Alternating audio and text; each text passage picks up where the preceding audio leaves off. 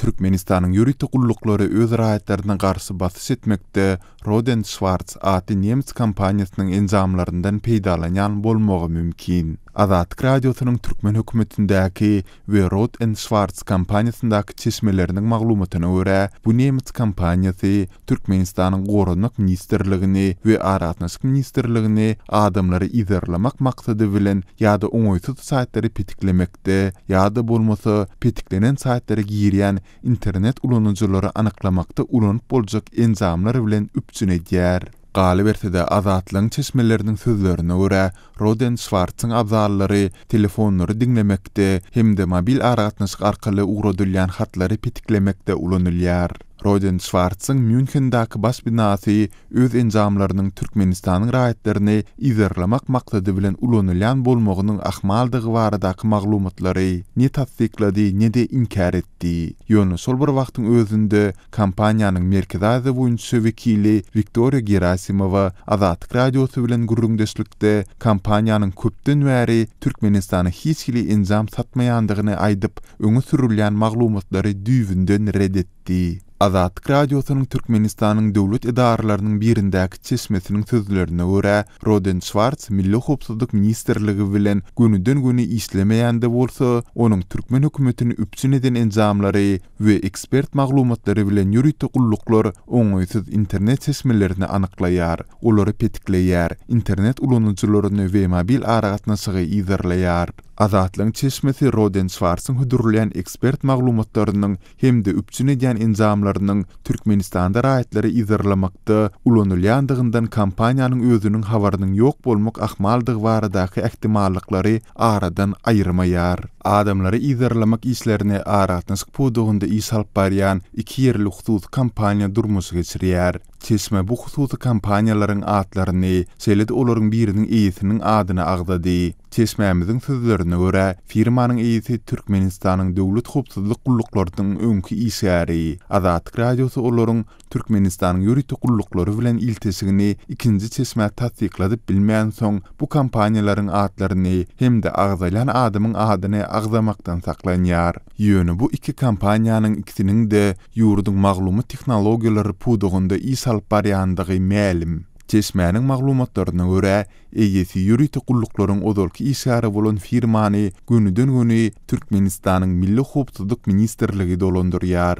Bu firma Roden Schwarz kompaniýasyndan alynan enjamlary ulanmak arkaly adamlary izerlemek işleriniň tehnik tarapyny durmuşa geçirýär. Munyň öwüzine firma döwlet eýçiligindäki kompaniýalardan websayt ýasamak, program üçinçiligi, maglumat hyzmatlary ýaly işleri alýar. Çeşmäniň sözlerine görä, beýlik firma Türkmenistanyň prezidentiniň diwanynyň gözegçiliginde bolup, ol hem döwlet strukturlaryndan iş alýar. Galy berse-de Roden Schwarz programmalar bilen hemde hünärmenleri taýýarlamak boýunça okuw türgünü sapaklary bilen üpçün edýär. Azatlyň çeşmesiniň sözlerine görä, azyndan bir ýerli kompaniýanyň hünärmenleri hünär derejesini ýokarlandyrmak üçin şeýle okuw tälimlerine gatnaşdy. Kiber howpsuzlygy üpçün etmek üçin alan bilimleriniň hemde enjamlarynyň kömegi bilen azatlyň çeşmesiniň sözlerine görä, agdalan husus kompaniýalar Türkmenistanyň ýürüýte gulluklarynyň tawsirygy bilen internet ulanıcılarynyň özara ýazyşan hatlaryndan we telefonda edilýän gurrunlardan maglumat toplaýar. Mysal üçin adamlary izerlemekde sözleri, söz düzümlerini we tutuş sözlemi anaklayan sözgüçleriň ulanylmagy üpçün edilen enjamlardan we ekspert maglumatlaryndan näde peýdalanylýandygyny görkezýär.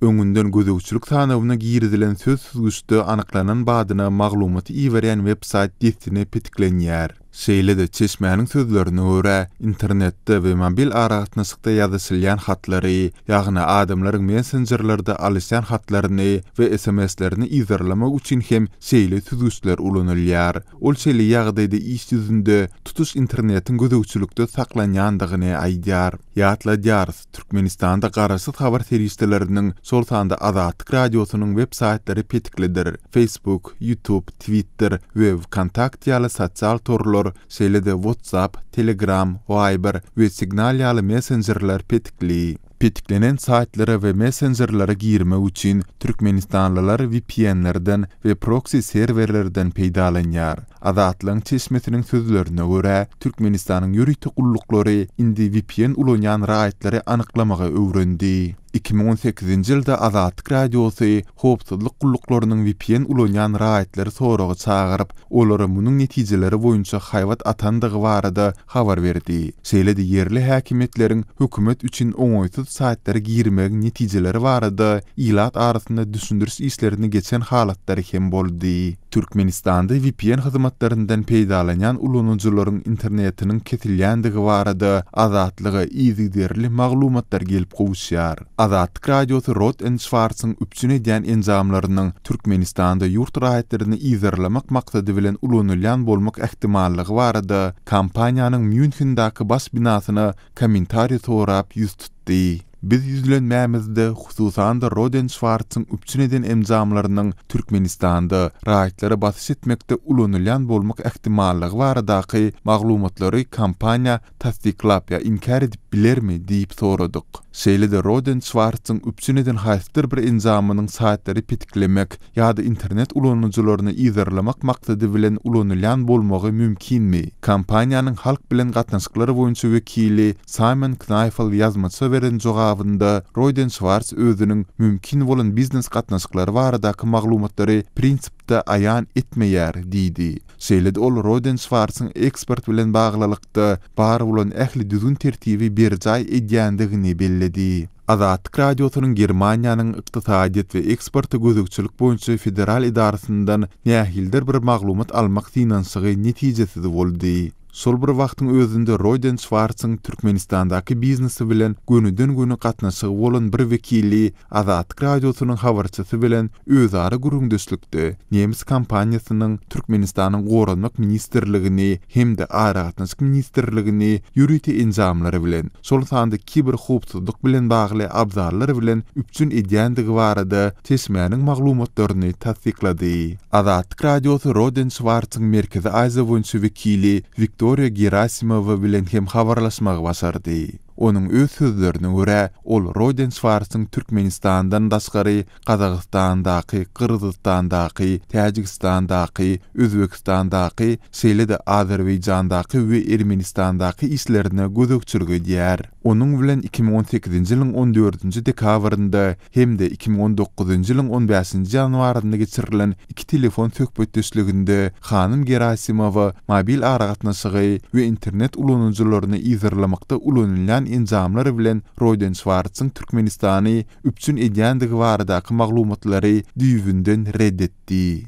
Onun sözlerine göre kampanya Türkmenistan'a diňe televizyon geçiricileri ve FM geçiricileri şeýle-de televizyon signalının hilini barlayan tekniklary bilen üpsün etdi. Biz uzak wagtdan bäri indi ol ýere satamyzok, sebäbi sistemi guruldy. Olaryň hemmesi işleýär, telewizioniýa efiri berilýär, hemmeler özleriniň signal kabul edip telewizora tomoşa edip bilýändiklerine şatlanýar. Siz menden başga näme isleýärsiňiz? diýip Gerasimova aýtdy.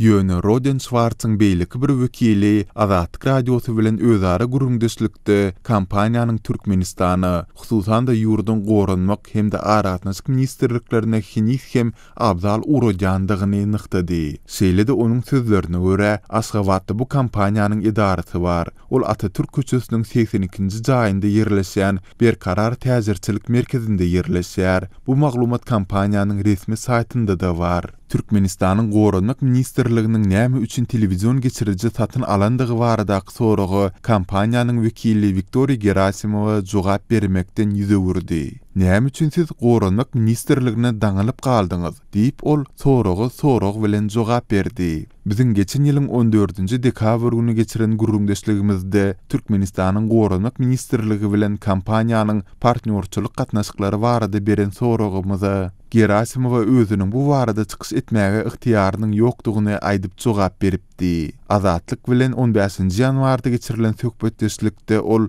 Roden Schwarz'ın elektron izerlemeleri amala asyrmakda ulanylýan abzallary asla öndürmeýändigini aýtdy. Ýöne kampaniýanyň öz saýtyndaky maglumat Hanym Gerasimowanyň sözlerini ýalana çykarýar. Saýtyň hökümetleri kiber howpsuzlyk abzallary hüdürleýän bölüminde şeýle diýilýär. Mobil ara gatnaşygy barlama üçin çözgüt radio interfeysi göre mobil radio aragatnasygy seljerýär, spektrlaryň we kanallaryň ulanylmagyny kesitleýär. Anyklanan mobil radio aragatnasyklaryň yerleşen yerini tapýar, radio ýygyllyklarynyň gerimini hasaplaýar, bir kanun geçirijileri anyklaýar. Hanym Gerasimowanyň sözlerine görä, Roden Schwarz Türkmenistan bilen barıp Taparmurat Niyazow döwründen bäri biznes edýär. Ýöne kampaniýanyň ady ilkinji gezek resmi türkmen medeniýetinde geçen ýylyň fevral aýynda agdalan bolsa gerek. Sonda Roden Schwarz'ın enzamlaryň yerlenmegi we howpsuz aratnasyk programmalary boýunça vice-prezidenti Hartmut Yeşke Aşgabatda bardy. 2018-nji ýylyň 15-nji fevralynda Yeşkany Türkmenistanyň prezidenti Gurbanuly Berdimuhammedow kabul etdi. Sonda Türkmenistanyň kronikasy Roden Schwarz'ın resmi saytynda tasdiklanan şu maglumaty ýetirdi. Kampaniýa obyekti izarlamak we hat alışmalardan maglumat toplamak, şeýle-de gözükçülük maglumatlary boýunça gylyk häsiýet portretini çekmek babatdaky çözütlere hem kömek edip biler. Bugünkü gün görkezülen çelgidäki digisli maglumat pozulupdyr. Roden Schwarz'ın vice-prezidentiniň Türkmenistan eden saparynyň ýa-ni halkara hukuk goraýjy Human Rights Watch guramasy 2018-nji ýylyň martynda Roden Schwarz'a hat üstü bilen ýüzülenip, raýatlary elektron usullar arkaly ýazarlamakda ulanylmagy ahmal abzallary bilen kampaniýanyň Türkmenistany üpçün etmäge niýetlenýändigini ýa-da däldigini aýdyňlaşdyrmagyny sorady. Roden Schwarz Azatlyk radiosynyň soragyna beren jogabynda muny tasdiklamady, ýöne inkar hem etmedi. Kampaniýa özüniň mümkin bolan biznes gatnaşyklary baradaky maglumatlary prinsipde aýan etmeýär.